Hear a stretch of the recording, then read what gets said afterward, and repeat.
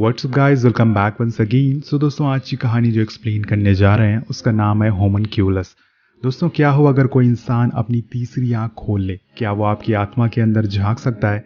तो यही दिखाने की कोशिश करी है डायरेक्टर ने इस कहानी में। कहानी शुरू होती है और हम एक तकाशी नाम के आदमी को देखते हैं जो कि एक गाड़ी में सो रहा है।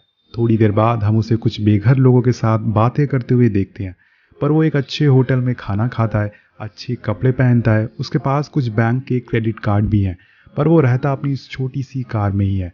ऐसा इसलिए है क्योंकि तकाशी को अपने अतीत के बारे में कुछ भी याद नहीं है। वो कौन है, कहाँ रहता है और क्या करता है, यहाँ तक कि उसे महसूस तक नहीं होता उसे कितनी चोट लगी है, ये भी उसे पता नहीं चलता। अब एक दिन तकाशी के पास एक सैम नाम का लड़का आता है जो उसे कहता है कि मैं तुम्हारी खोपड़ी में एक छेद कर दूंगा जिसके बदले तुम्हें 7 लाख युआन मिलेंगे। तकाशी को सैम पागल लगता है, उसकी बातें उसे पागल लगती है और कहता है कि मेरे पास पहले से ही पैसे हैं, मुझे पैसों की ज़रूरत नहीं है, तुम किसी और को ढूंढ लो। सैम उसे समझाता है कि इस छेद के बाद तुम अपनी 6 सेंसेस को फील करने लग जाओगे। दुनिया में हर इंसान सिर्फ अपना 10% दिमाग इस्तेमाल करता है, क्या हो अगर वो 90% यूज़ करना समझ जाए। तकाशी को कुछ याद नहीं है, उसकी याददाश्त चली गई है। तो वो कन्विंस करने की उसे कोशिश करता है और कहता है कि मैं तुम्हारी मेमोरी वापस ला सकता हूँ, पर उसके बदले में तुम्हें अपनी ज़िंदगी के 7 दिन मुझे देने होंगे। तुम्हें अपनी दोनों आंखों के बीच में एक छेद करवाना होगा जिसके बाद तुम्हारी लाइफ पूरी तरह से बदल जाएगी। तकाशी को ये सब बकवास लग रहा होता है जिस वजह से वो उसे वहाँ से भगा देता है, पर उसकी बातें उसके अंदर कहीं न कहीं दब गई थी। उसके जाने के बाद भी वो सैम के बारे में ही सोच रहा था कि क्या ऐसा पॉसिबल हो सकता है कि उसकी यादें वापस आ जाए। अगले दिन कुछ लोग उसकी कार टो करके ले जाते हैं और तब तक आशी इन सब से बहुत ही परेशान हो चुका था। उसके कपड़े, उसके सामान सभी कुछ जा चुके थे। लेकिन तभी उसके सामने सैम दिखता है जो उसे दोबारा वही बोलता है, 7 दिन फिर तुम्हें जिंदगी रहने का रीज़न मिल जाएगा। और अब तक आशी भी इन सब बातों से परेशान हो चुका था, इसलिए वो सैम की बात मान लेता है। अब सैम उसे लेके अपने घर जाता है जहाँ हम चारों तरफ दीवारों पे कुछ अजीब सी फोटोज देखते हैं। वहाँ पर कुछ इंसानों के स्कल के फोटो थे जिन्होंने ये पहले करवा रखा था। अब कुछ ड्रिल मशीन की फोटोज भी होती हैं और कुछ इंसान के बॉडी पार्ट्स की भी, जो कि काफ़ी अजीब लग रही थी। सैम बताता है कि ट्रीपेनेशन एक सर्जिकल प्रोसीजर है जो कि नियोलिथिक पीरियड में स्टार्ट किया गया था, मतलब अराउंड 7000 BC के टाइम पे ये चीज़ें स्टार्ट की गई थी। अब सैम उसे अपना आईडी कार्ड दिखाता है और बताता है कि वो एक मेडिकल स्टूडेंट है, वो अपने डैड के हॉस्पिटल में काम करता है। इसके बाद तकाशी एक बेड पर लेटता है और उसका ट्रीटमेंट शुरू होता है। बीच बीच में सैम इन सब के पीछे की कहानियां उसे बताता है कि ये सब कैसे शुरू हुआ और इन सब के पीछे का रहस्य क्या है। जब कोई बच्चा पैदा होता है तो उसके सर में एक होल होता है, लेकिन 2 साल बाद वो पूरी तरह से सही हो जाता है, जैसे कि आपने देखा होगा। लेकिन अगर हम उस जगह को दोबारा होल कर दें तो ब्लड सर्कुलेशन तेज हो जाएगा और दिमाग अपनी पूरी एबिलिटी पर काम करने लगेगा। और सीन कट होता है, तकाशी को हम उसकी कार में देखते हैं। उसके सर पे एक पट्टी लगी थी, यानी कि अब उसके सर में जो होल हो चुका है। वो देखता है कि उसके सामने एक लिफाफा है जिसमें कुछ पैसे हैं, जिसके पीछे सैम का नाम लिखा है। वो फौरन उससे मिलने जाता है और उसे वो पैसे लौटा देता है और साफ साफ पूछता है कि आखिर इसका क्या फ़ायदा होगा। सैम बताता है कि मैं हमेशा से ही ये भूत प्रेत और जादू टोना से दूर रहा हूँ, मुझे ये सब झूठ लगता है। मेरा ये मानना है कि सब कुछ हमारे दिमाग के अंदर है जिसकी मदद से हम कुछ भी कर सकते हैं। इसके बाद सैम उसके सामने कुछ ताश के पत्ते रखता है जिसमें 5 सिंबल बने हुए हैं और वो पत्ते उल्टे रखता है। वो पूछता है कि इसमें से किस कार्ड में स्टार बना हुआ है। अब वो कार्ड को पलटने लगता है, पर सैम बोलता है कि ऐसे नहीं, अपनी एक आंख बंद करो और सिर्फ अपनी बॉडी का लेफ्ट पार्ट का इस्तेमाल करो। अब वैसे ही करता है और उन पत्तों को पलटना शुरू कर देता है। पर सोचने वाली बात ये थी कि वो जिन जिन पत्तों को पलट रहा था उन सब पे स्टार बने हुए थे दोस्तों। अब ये देखकर तकाशी पूरी तरह से हैरान हो जाता है और उसे समझ नहीं आता कि ऐसा कैसे कर पाया वो। अब वो क्लब से बाहर आ जाता है और वो घबराया हुआ था। अब एक बार फिर से वो अपनी आंख बंद करता है और यहाँ से दोस्तों असली खेल शुरू होता है। इस बार उसके सामने ताश के पत्ते नहीं बल्कि इंसान थे और दोस्तों जो वो देखता है उससे मानो वो पूरी तरह से बौखला जाता है। उसे सारे इंसान अजीब तरह के दिख रहे थे। कुछ लोग उसे आधे इंसान और आधे एलियन लग रहे थे, कुछ लोग उसे पेड़ की तरह दिख रहे थे और वो इंसान से बातें कर रहे थे। ये सब उसके लिए काफ़ी अजीब होता है। उसे समझ नहीं आता कि ये सब उसके साथ क्या हो रहा है। वो पूरी तरह से घबरा जाता है और अगले पल ही वो गली में जाता है जहाँ उसे कुछ गुंडे पकड़ लेते हैं। वो उनके बॉस से टकरा जाता है। थोड़ी देर बाद वहाँ पर उनका बॉस आता है। तकाशी अपनी एक आंख बंद करता है और उस बॉस के अंदर उसे एक बड़ा सा रोबोट दिखता है जो गुंडों का बॉस होता है वो तकाशी की एक छोटी उंगली काटने लगता है गुस्से में, लेकिन तकाशी कहता है कि ये तुम क्या कर रहे हो, तुम अपनी ही उंगली काट रहे हो। अब ये सुनकर बॉस पूरी तरह से सोच में पड़ जाता है कि असल में तकाशी कहना क्या चाहता है। तभी वो आदमी देखता है कि उसकी उंगली कांप रही है और वो डर जाता है। उसकी आंखों से आंसू गिरने लगते हैं। उसे भी समझ नहीं आता कि उसके साथ एक्चुअल में हो क्या रहा है। वो इतना ज़्यादा घबरा जाता है कि वो तकाशी को छोड़कर वहाँ से भाग जाता है। वेल दोस्तों, ऐसा क्यों हुआ ये आपको आगे पता चल जाएगा। अब ये सब होने के बाद तकाशी सीधा सैम के पास जाता है और वहाँ जाके वो उसे सारी चीज़ें बना के दिखाता है जो उसने अभी तक देखी थी। ये देखकर सैम हैरान हो जाता है कि आखिर वो कामयाब हो गया। जी हाँ दोस्तों, वो बहुत ही खुश होता है और तकाशी को बताता है कि इस दुनिया में सिर्फ 36% लोग ही हैं जिन्हें अपना सिक्स सेंस खोल पाया है। बाद सैम भी उसके सामने खड़ा हो जाता है और कहता है कि अच्छा अब मुझे देखो और बताओ कि मुझ में क्या दिख रहा है। और जब तकाशी अपनी एक आंख बंद करके उसे देखता है तो वो इनविजिबल दिखता है। अब ये देख के सैम मायूस हो जाता है। उसे समझ नहीं आता कि वो ऐसा क्यों दिख रहा है। इसी तरह से दोस्तों 3 दिन बीत जाते हैं। तकाशी अपनी कार में होता है, पर यहाँ कुछ बहुत ही अजीब होता है। उसकी आंखों से आंसू आ रहे थे। अभी तक जो उसे चीज़ें महसूस नहीं हो रही थी अब उसे महसूस होने लगती है। उसे ऐसा लगता है कि वो ठीक होता जा रहा है, क्योंकि न जाने कितने सालों बाद उसे कुछ महसूस हुआ था। इसके बाद वो सैम के पास जाता है, जहां वो उसे एक और चीज़ के बारे में बताता है जिसका नाम था होमनकोलस। ये एक तरह का छोटा आकार का इंसान होता है जो कि हर इंसान के दिमाग में होता है। इंसान के अंदर इनका जन्म किसी ट्रॉमा या किसी हादसे की वजह से होता है जो उसे हमेशा के लिए याद रह जाता है। ये इंसानों को वही दिखाता है जो वो सबसे छुपाने की कोशिश करता है। अब दोस्तों यहाँ पर तकाशी भी लोगों के ट्रॉमा को देख सकता था। वो इंसानों के दिल में झांक सकता था कि उनका डर क्या है। ये सब सुन के तकाशी बहुत ही परेशान हो जाता है। उसे यकीन नहीं हो रहा था कि वो असल में 7 दिन में ठीक हो जाएगा। तकाशी जब अपनी आंख बंद करता है तो वो देखता है कि वो लड़की रेत से बनी हुई है। ऐसा कैसे है? क्या वो लड़की के साथ कुछ बहुत ही बुरा हुआ है या वो किसी चीज़ से जूझ रही है? तो यही जानने के लिए वो उसके पीछे जाते हैं और थोड़ी देर बाद सैम उससे बात करने जाता है। पर दूर बैठा तकाशी देखता है कि वो लड़की के पैर से रेत निकलकर सैम के अंदर जा रही है। और अब सैम जो कि पहले इनविजिबल था अब वो उसे दिखने लगा है। वो उसे पानी के रूप में दिख रहा है। ये देख के ऐसा लग रहा है कि मानो वो अपनी पावर्स उसके अंदर भेज रही हो, लेकिन ऐसा कुछ नहीं होता। थोड़ी देर बाद वो लड़की उठ के वहाँ से चली जाती है, पर सैम उसका फ़ोन चुरा लेता है ताकि वो लोग उसके बारे में और जानकारी इकट्ठा कर सके कि वो लड़की किस ट्रॉमा से गुजर रही है। इसके बाद तकाशी अपनी कार में उस लड़की का फ़ोन चेक करता है, जिसमें वो देखता है कि उस लड़की की मॉम के मैसेज आ रहे होते हैं। वो उनकी चैट ओपन करता है तो उसे पता चलता है कि उसकी मॉम उसे हमेशा से उसकी कज़न से कंपेयर करती रहती है। वो भी उसके जैसी क्यों नहीं बन सकती। वो उसे लूज़र समझती हैं कि वो अपनी लाइफ में कुछ भी कर नहीं सकती। अब इसके बाद वो उसकी इंस्टा खोलती हैं तो देखती हैं कि उसकी 2 आईडीज़ बनी हुई है। एक आईडी जिसमें वो आम लड़की की तरह ज़िंदगी जी रही है जो कि हाई स्कूल में पढ़ती है, लेकिन जब वो दूसरी आईडी खोलता है तो दंग रह जाता है, क्योंकि उसमें उसका असली चेहरा छुपा हुआ था, उसका दर्द भरा हुआ चेहरा। उसकी दूसरी आईडी जिसमें बहुत ही अजीब तरह की फ़ोटोज़ थी, जिसमें उसने खून से हेल्प मी मीट मी लिखा हुआ था। अब इसके आगे वो कुछ और समझ पाता कि तभी वहाँ वही गुंडे आ जाते हैं जिन्होंने उसे पहले पकड़ा हुआ था। वो उसे ले जाके अपने बॉस के सामने बैठा देते हैं। उसका बॉस पूछता है कि कल तुमने मेरे अंदर क्या देखा था? तो तकाशी कहता है कि एक बड़ा सा रोबोट। अब ये सुनकर उसका बॉस उसके गले पे चाकू रख देता है और कहता है कि सच बताओ। और तभी उस रोबोट में हम एक छोटे से बच्चे को देखते हैं जिसकी आंखें नम थी। उसे देख के मानो ऐसा लग रहा था कि उसके अंदर बहुत ही गिल्ट है, उसे कुछ बहुत ही गलत किया है। ये बच्चा कोई और नहीं बल्कि बॉस के बचपन का रूप होता है।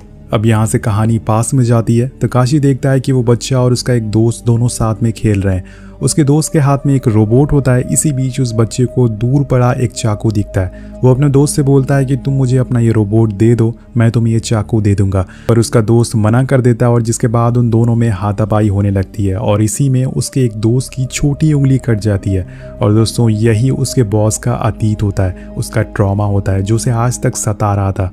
तकाशी से जब ये सारी बातें सुनता है तो ज़मीन में बैठ के रोने लग जाता है। उसके आगे झुक जाता है, मानो उसके दिमाग में सब कुछ ताज़ा हो गया हो। उसने अपना पश्चाताप करने की बहुत ही कोशिश करी। उसने अपनी छोटी उंगली कई बार काटने की कोशिश करी, लेकिन वो ऐसा कर नहीं पाया। अब बॉस तकाशी के आगे झुककर अपने दोस्त से माफ़ी मांगता है और अपनी उंगली काटता है और इस बार वो अपनी उंगली काट कर अपना पश्चाताप करता है। इसके बाद तकाशी उसे एक बार फिर से देखता है, लेकिन इस बार वो एक आम इंसान की तरह दिख रहा था, यानी कि अब उसके पापों का प्रायश्चित हो चुका है, उसने माफ़ी मांग लिया है। इसके बाद तकाशी अपनी कार में जाके बैठ जाता है, जहाँ पे उसके पास वही हाई स्कूल वाली लड़की आती है जिसका उसने फ़ोन चुराया था। वो अपना फ़ोन लेने आती है और इसी दौरान तकाशी उसके होमनकोलस को देख लेता है। उसे वो फिर से रेत से बनी हुई दिखती है, लेकिन इस बारी उसे करीब से देखने पे वो रेत नहीं बल्कि अल्फ़ाबेट होते हैं जो उसकी पूरी ज़िंदगी बयां कर रहे थे।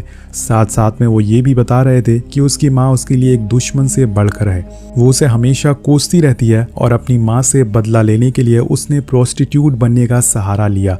वो उनसे बदला ले सके, लेकिन वो आज तक कभी किसी के साथ फिजिकल नहीं हो पाई है। उसका होमनकोलस तकाशी को अपने करीब बुला रहा था ताकि वो अपना बदला पूरा कर सके। तकाशी देखता है कि उसने अपनी बॉडी पर हर जगह जख्म दे रखा है, अब जैसे उसने एक फ़ोन में देखा था। इसके बाद वो उसके करीब आ जाता है और उसकी इच्छाओं को पूरा कर देता है। अब धीरे धीरे वो देखता है कि लड़की रेत से आम इंसान की तरह दिखने लगी है, जिसके बाद लड़की के बदले की आग अब शांत हो जाती है और ऐसे ही तकाशी ने एक और इंसान की होमनकोलस को शांत कर दिया था। अब इसी तरह से 4 दिन बीत जाते हैं। तकाशी जब सुबह उठते ही सैम से मिलने जाता है, पर वहाँ वेटिंग रूम में बैठते हुए वो देखता है कि उसका एक पैर रेत का है और एक हाथ रोबोट का बन चुका है। ये देखकर वो हैरान हो जाता है और इसी दौरान उसकी नज़र आगे बैठी एक रेड कलर की ड्रेस पहने हुई लड़की पर पड़ती है। वो जैसे ही पीछे मुड़ती है, तकाशी चिल्ला उठता है क्योंकि उसका चेहरा पूरी तरह से फ्लैट था, ना ही उसकी नाक थी ना ही उसका मुंह था। वो लड़की बार बार यही कह रही थी कि खाली खाली जिंदगी, जो सुनने में काफ़ी डरावना लग रहा होता है। इसी दौरान वहाँ सैम आता है जो तकाशी को अपने साथ लेके जाता है, जहाँ तकाशी उसे बताता है कि उसके अंदर अब दूसरों के होमनकोलस ट्रांसफ़र हो रहे हैं। इसकी क्या वजह हो सकती है? तो सैम उसे एक लड़की का पोस्टर दिखाता है जिसके ऊपर भी यही सेम एक्सपेरिमेंट किया गया था, उसके साथ भी सेम यही सब हो रहा था जो तुम्हारे साथ इस समय हो रहा है, लेकिन उसने इन सब से लड़ने के लिए खुद का होमनकोलस बना लिया। यानी कि ये होमनकोलस उन्हीं पे काम करते हैं जिन्हें खुद के होमनकोलस होते हैं। मतलब वो खुद किसी ऐसी मुसीबत या फिर ट्रॉमा से गुजरे होंगे तभी ऐसा हो सकता है, और कहीं ना कहीं तकाशी भी इसी तरह के ट्रॉमा से गुजरा था तभी ये सब उसके साथ हो रहा था। वो कहता है कि तुमने जिन लोगों के ट्रॉमा को ठीक करा है वो तो पूरी तरह से ठीक हो गए, लेकिन तुम्हारे अंदर जो अभी तक खालीपन था वो उनके ट्रॉमा से भरता जा रहा है। इसी वजह से दोस्तों उसके हाथ पैर रेत और रोबोट के दिख रहे थे, क्योंकि दूसरों के ट्रॉमा अब उसके अंदर आते जा रहे थे। तुम्हारा खुद का होमनकोलस अब धीरे धीरे करके भरता जा रहा है। पर तकाशी अब इन सब से परेशान हो चुका है। वो कहता है कि मेरे सर में जो छेद है उसे बंद कर दो और ये सब ख़त्म करो। पर सैम की एक शर्त होती है। वो कहता है कि जैसे तुम कह रहे हो मैं वैसा कर दूंगा, लेकिन इससे पहले तुम्हें मेरे होमनकोलस को देखना होगा। अब जब तकाशी अपनी एक आंख बंद करके उसे देखता है तो इस बारी पानी के कुछ बुलबुले उसके अंदर उसे दिखते हैं, जिसके अंदर एक जेली फिश तैर रही थी। लेकिन तकाशी सैम को इस बारे में कुछ भी नहीं बताता और वहां से चुपचाप गाड़ी में आके बैठ जाता है। तकाशी बहुत ही परेशान हो चुका था। वो अपनी कुछ पुरानी चीज़ों को देखने लगता है जिससे शायद उसे कुछ याद आ सके। यहाँ उसे एक कार्ड मिलता है जिसमें ननाको नाम लिखा हुआ था। ये नाम देखते ही वो पास्ट में चला जाता है जहाँ उसकी एक लड़की से मुलाकात होती है। जिसे वो मिल रहा था वो कोई और नहीं बल्कि वही हॉस्पिटल वाली लड़की थी। ये देखकर तकाशी हैरान रह जाता है कि ऐसा कैसे हो सकता है, मतलब वो उस लड़की को कैसे जानता है। अब दोस्तों 5 दिन बीत जाते हैं और वो उसी हॉस्पिटल के बाहर जाता है, उस लड़की का इंतज़ार करने लगता है। थोड़ी देर बाद वहाँ वो लड़की आती है। तकाशी उसके पास जाता और एक धीरी आवाज़ में उसे ननाको कह के पुकारता है। ये सुनते ही वो लड़की शॉक हो जाती है और उसकी आंखों में पानी आ जाता है। पर यहाँ एक और बड़ा ट्विस्ट आता है। वो उससे कहती है कि क्या तुम मुझे जानते हो, मेरी मेमोरी लॉस्ट हो गई है। वेल दोस्तों, यानी कि दोनों ने ही अपनी यादों को खो दिया है, लेकिन अब धीरे धीरे तकाशी को कुछ चीज़ें याद आने लगती है। वो उसे लेके एक अपार्टमेंट में जाता है जिसकी कीज़ उसके पास ही है, लेकिन वो उसमें आज तक गया नहीं है, या फिर गया हो तो उसे याद नहीं होगा। दोनों ऊपर जाते हैं और अंदर घुसते ही दोनों अपनी अपनी यादों में खो जाते हैं। ननाको तकाशी से पूछती है कि क्या हम यहाँ साथ में रहते थे, तो वो कहता है कि हाँ। यानी कि तकाशी को अब अपना बीता कल याद आने लगा है। वो उसे एक रेड कलर की ड्रेस देता है और ये वही ड्रेस होती है जिसमें वो हॉस्पिटल में उसे देखा था। इसी दौरान हम देखते हैं कि ननाको को कुछ विजन आ रहे थे जिसमें काफ़ी सारा उसे खून दिखता है। ये देखकर वो बहुत ही ज़्यादा डर जाती है। तकाशी उसे सहारा देता है और फिर दोनों करीब आ जाते हैं। अगली सुबह वो देखता है कि ननाको के सर पे भी वही एक्सपेरिमेंट किया गया है जो उसके साथ हुआ था। लेकिन अब उसके 7 दिन पूरे हो चुके हैं। इसका मतलब सैम ने किसी और को चुना है इस काम के लिए। वो फौरन सैम के पास जाता है पर वो वहाँ उसे नहीं मिलता। तकाशी अपने फ़ोन चेक करता है तो उसे पता चलता है कि कल रात सैम ने उसे काफ़ी बार कॉल किया था और इसी बीच उसके पास सैम का कॉल आता है। वो उसे पूछता है कि क्या तुमने ननाको पर भी ये एक्सपेरिमेंट किया है। तो पहले तो थोड़ा शांत रहता है, फिर वो कहता है कि ताज्जुब की बात है और बोलता है कि हाँ, उस पर भी सेम एक्सपेरिमेंट किया गया था लेकिन उसे कुछ नहीं दिखा, पर तुम्हें सब कुछ दिखने लग गया। तकाशी कहता है कि अब मुझे होमनकोलस नहीं दिखते हैं, यानी कि मैं ठीक हो गया हूँ। तो वो कहता है कि ये भी एक एक्सपेरिमेंट का हिस्सा था, अभी थोड़ा सब्र करो। अभी उस लड़की को भी सब कुछ याद आ गया है। अब धीरे धीरे अगले ही पल हम देखते हैं कि सैम तकाशी के अपार्टमेंट के नीचे खड़ा होकर उसी से बात कर रहा होता है। ऊपर अपार्टमेंट में ननाको उसी रेड ड्रेस को पहन लेती है और अपने अतीत में खो जाती है। तभी गेट पर रिंग होती है और ननाको दरवाज़ा खोलती है तो सामने सैम होता है। सैम उसे चियोरो करके बुलाता है, जिसके बाद ननाको मानो पूरी तरह से हैरान हो जाती है। इधर दूसरी तरफ हम तकाशी को देखते हैं जो सैम के घर पे अपने स्कल पे बने उसी होल को अब दोबारा खोलने की कोशिश कर रहा है। वो मशीन से दोबारा से होल को खोल लेता है ताकि वो फिर से होमनकोलस को देख सके और भागते हुए ननाको के पास आता है। वो अपनी एक आंख बंद करके उसे देखता है तो वो उसे पहले जैसी फ्लैट दिखती है, पर धीरे धीरे करके उसकी आंखें, उसकी नाक, उसे पूरा चेहरा उसे दिखने लगता है।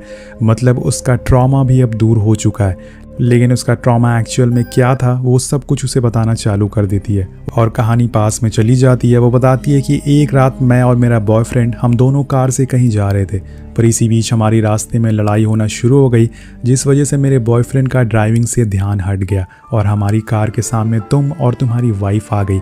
इस हादसे में हम दोनों ने अपनों को खो दिया, यानी कि तकाशी ने अपनी वाइफ को खो दिया और ननाको ने अपने बॉयफ्रेंड को खो दिया। तकाशी को भी अब धीरे धीरे सब याद आने लगता है। तकाशी पहले एक बहुत ही खोखला किस्म का इंसान था, उसके अंदर किसी के लिए कोई भी फीलिंग नहीं थी, यहाँ तक कि वो खुद की बीवी होने के बावजूद दूसरी लड़कियों के साथ रहा करता था और यही वजह थी कि उसकी वाइफ के साथ उसकी लड़ाई होती रहती थी।